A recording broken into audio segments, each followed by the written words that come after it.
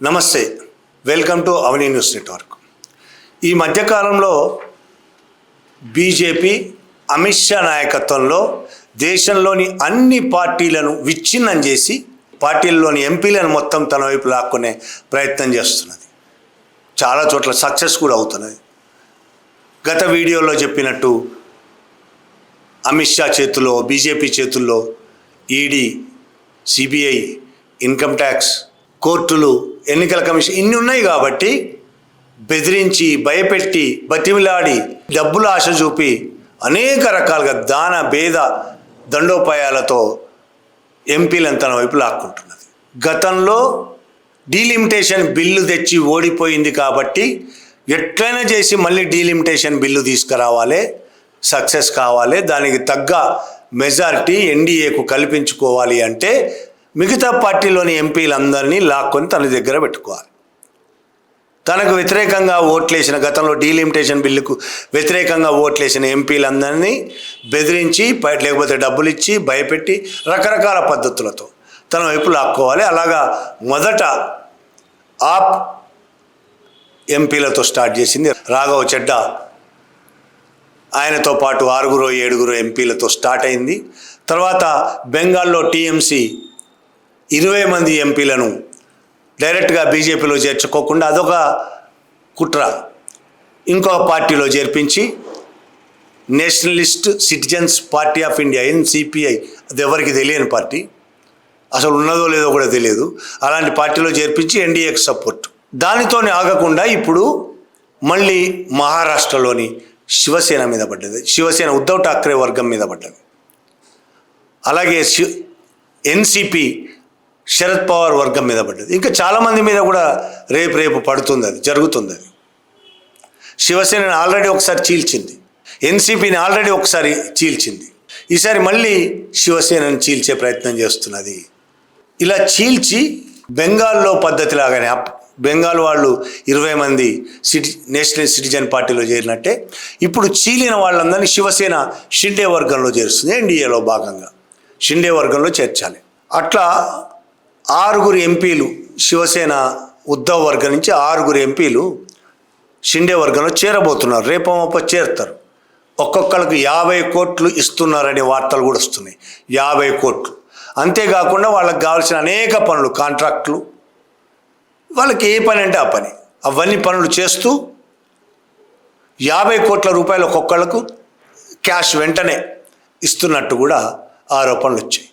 బెంగాల్ వాళ్ళకు కూడా ఒకేసారి 10 కోట్లు 15 కోట్లు అమౌంట్ ఇస్తూనే నెల కొంత ఇచ్చేట్టుగా ఒప్పందం జరిగింది అనేది కూడా మహువా మైత్రా చెప్పింది, ఎంపీ, ఇప్పుడు మమతా బెనర్జీతో పాటు ఉన్న ఎంపీ.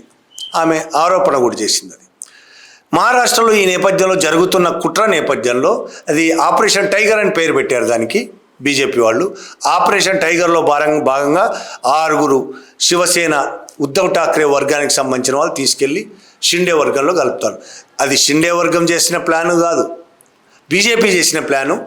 ఈ మొత్తం వ్యవహారాన్ని బీజేపీ చక్కబరుస్తుంది, డబ్బులు బీజేపీ ఇస్తుంది, అన్ని పనులు బీజేపీ చేస్తుంది. షిండే వర్గంలో ఎందుకు ఉంచుతున్నారంటే బీజేపీలో చేర్చుకుంటే టెక్నికల్గా ప్రాబ్లమా, చెడ్డ పేరు వస్తుంది అనుకుంటుందా, ఏదైనా అనుకోవచ్చు. షిండే వర్గంలో ఉన్న బీజేపీలో ఉన్న ఒకటే, అక్కడ నేషనలిస్ట్ సిటిజన్స్ పార్టీలో ఉన్న బీజేపీలో ఉన్న ఒకటే కాబట్టి అందులో చేర్చుకున్నారు. ఎలాగో లోక్సభ స్పీకర్ ఏది చేయమంటే అది చేస్తాడు, ఎన్నికల కమిషనర్ చేసినట్టే లోక్సభ స్పీకర్ కూడా అంతకంటే ఎక్కువ చేస్తాడు, ఏది చేయమంటే అది చేస్తాడు. అక్కడ చట్టాలు గిట్టాలు ఏం పని చేయవు, బీజేపీ ఒకటే పనిచేస్తుంది అక్కడ. అయితే అందులో ఓం ప్రకాష్ రాజే, భూపాల్ సింగ్ నింబాల్కర్ అని ఒక ఎంపీ ఉన్నాడు. ఈయన శివసేన ఉద్ధవ్ ఠాక్రే సంబంధించిన భూపాల్ సింగ్ నింబాల్కర్. ఈ నింబాల్కరు, ఈయనను ఓం రాజే నింబాల్కర్ అని కూడా పిలుస్తారు. ఈయన తండ్రి 2006లో ఈయన తండ్రిని హత్య చేశారు. ఈయన తండ్రి కూడా రాజకీయ నాయకుడు, చాలా పెద్ద పేరున్నది ఆయనకి. వీళ్ళందరూ ఒకప్పుడు కాంగ్రెస్ పార్టీలో ఉండేవాళ్ళు. ఈయన తండ్రి హత్య 2006లో జరిగింది. ఆ హత్యకు సంబంధించి సీనియర్ నాయకుడు, అప్పటి మాజీ హోంమంత్రి కూడా పద్మసింహం పాటిల్, అతని మీద ఆరోపణలు వచ్చాయి, అతనే చేశాడని. ఈ పద్మసింహం పాటిల్ చనిపోయిన డిప్యూటీ సీఎం అజిత్ పవార్ భార్య సునేత్ర పవార్కు సోదరుడు. అతనే చంపించాడు ఇతన్ని అనేది ఆరోపణ. కోర్టులో కేసు నడుస్తుంది. అతనితో పాటు 9 మందిపై సిబిఐ ఛార్జ్షీట్ వేసింది. ఒక్క నింబాల్కర్ తండ్రియే కాకుండా తండ్రితో పాటు పవన్ రాజ్ నింబాల్కర్ అతని పేరు, అతనితో పాటు డ్రైవర్ సమద్ ఖాజీ ఇద్దరిని చంపారు. అప్పుడు కాల్చి చంపారు. ఈ కేసు చాలా కాలంగా నడుస్తున్నది. అయితే ఈ నెల మే 14వ తేదీన కేసు విచారణ మొత్తం అయిపోయింది. సాక్షులను విచారించారు, అన్నీ అయిపోయినాయి. టోటల్ కేసు అయిపోయింది. ఈ సంవత్సరం మే 14వ తేదీన తీర్పు ఇస్తామని ప్రకటించింది. ఏం జరిగిందో ఏందో కానీ మే 14న తీర్పు ఇవ్వలేదు. అది జూన్ 16కు వాయిదా పడి జూన్ 16న తీర్పు ఇస్తామని ప్రకటించారు. జూన్ 16 నాటికి ఆపరేషన్ టైగర్ నడుస్తున్నది. ఆపరేషన్ టైగర్ చాలా సీరియస్ పొజిషన్లో ఉన్నది. కొంతమంది ఎంపీలు అప్పటికే జంప్ అయ్యారు, ఇంకొంతమంది జంప్ కావాల్సి ఉంది. మాట్లాడుతున్నారు అందరితోని. అందులో నింబాల్కర్ కూడా ఉన్నారు చర్చలు జరుపుతున్న వాటి. ఆయనతో లోపల ఏం చర్చలు జరిపారో తెలియదు కానీ ఆయనకు ఒక ఆఫర్ ఇచ్చారని శివసేన ఉద్ధవ్ వర్గం నాయకుడు సంజయ్ రౌత్ ప్రెస్ మీట్ పెట్టి మరీ చెప్పాడు. ఏమని? నింబాల్కర్ షిండే వర్గంలో చేరడం కోసం బీజేపీ ఒక ఆఫర్ ఇచ్చింది. ఏం ఆఫర్ అంటే, ఈ కేసు జూన్ 16న జరగాల్సిన కేసు, తీర్పు రావాల్సిన కేసు, ఈ కేసు నీకు అనుకూలంగా తీర్పు రావాలంటే, ఈ కేసులో నీ తండ్రి హత్య కేసులో నీకు అనుకూలంగా తీర్పు రావాలంటే నువ్వు షిండే వర్గంలో చేరాలి, లేదంటే నీకు వ్యతిరేకంగా తీర్పు వస్తుంది. ఇది సంజయ్ రౌత్ చేసిన ఆరోపణ. అందుకని జూన్ 16న రావాల్సిన తీర్పును మళ్ళీ పోస్ట్ పోన్ చేసి జూన్ 20కి పోస్ట్ పోన్ చేశారు. ఇవాళ తీర్పు. ఎందుకు 20కి పోస్ట్ పోన్ చేశారంటే సంజయ్ రౌత్ చెప్తున్న దాని ప్రకారం ఈ వ్యవహారం తేలడం కోసమే, ఆపరేషన్ టైగర్లో భాగంగా నింబాల్కర్ తమ వైపు రావడం కోసమే, అందులో భాగంగానే అంటే కోర్టులను కూడా ఎట్లా బీజేపీ కోర్టులను జడ్జిలను తన చేతుల్లో పెట్టుకునేదని సంజయ్ రౌత్ చెప్తున్నాడు. ఆ తీర్పును తమకిష్టమైన రీతిలో మార్చడానికి, తమకిష్టమైన రీతిలో తీర్పు చెప్పడానికి జడ్జి అంగీకరించాడంటేనే, బీజేపీ చెప్పినట్టు జడ్జి అంగీకరించాడంటేనే ఇక్కడ పరిపాలన రాజ్యాంగం ప్రకారం నడుస్తున్నదా, చట్ట ప్రకారం నడుస్తున్నదా, లేదు బీజేపీ ప్రకారం నడుస్తున్నదా అనేది అర్థమవుతుంది. సంజయ్ రౌత్ చెప్పిందే నిజమైతే, నిజంగానే నింబాల్కర్ మధ్యలో మాట్లాడుతూ మా తండ్రి కేసు పూర్తయిన దాకా నేను ఏ పార్టీలో ఉండాలి, ఏ పార్టీలో చేరాలనేది నిర్ణయించుకోలేను అనే మాట మాట్లాడాడు 3 రోజుల క్రితం. దీంట్లో కూడా అర్థం మనం సీరియస్గా ఆలోచిస్తే అర్థం చేసుకోవచ్చు.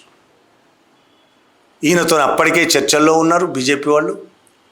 ఈ నేపథ్యంలో ఆయన అన్న మాట, మా తండ్రి తీర్పు వస్తే తప్ప నేనే ఇది నిర్ణయించుకోలేకపోవడంలో ఏమైంది? ఇవాళ తీర్పు వచ్చింది. తీర్పు ఆయనకు అనుకూలంగా రాలేదు, ఆయనకు వ్యతిరేకంగా తీర్పు వచ్చింది. కేసు కొట్టేసింది కోర్టు. అందరూ నిర్దోషులే అని కోర్టు విడుదల చేసింది. దాంతో నింబాల్కర్ చాలా సీరియస్గా మాట్లాడి వాళ్ళ మీడియాతో హైకోర్టుకు వెళ్తానని చెప్పాడు. ఇప్పుడు ఈ మొత్తము యంత్రాంగము, ఈ మొత్తం రాజకీయం మొత్తం హైకోర్టుకు మారుతుంది. హైకోర్టుకు వెళ్తా అని చెప్పాడు ఆయన. హైకోర్టుకు వెళ్తాడు. హైకోర్టులో ఏం జరగబోతుంది అంటే ఇప్పుడు ఈయన తీసుకునే నిర్ణయం మీద ఆధారపడి ఉంటుంది అనేది దీన్ని బట్టి మనం అర్థం చేసుకోవచ్చు.